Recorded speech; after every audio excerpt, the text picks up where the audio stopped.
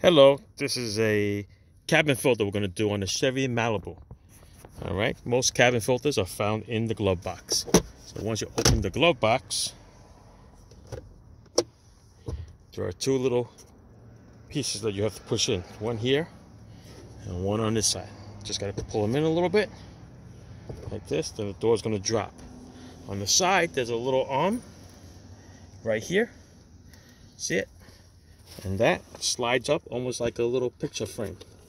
All right, there's a little slot in there. You're gonna raise it up into the bigger slot, okay, and then the strut is gonna come out. See that? Then the door is gonna drop. Once the door drops, the cabin filter is located in here. There's a little clip here and a little clip on the other side. Squeeze them together, and you're gonna pull the door down. Once you pull the door down, the cabin filter is right there. Just pull it out and replace it.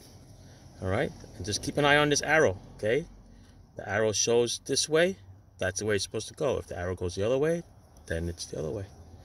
All right, just gotta pull it down. You gotta open that little piece there.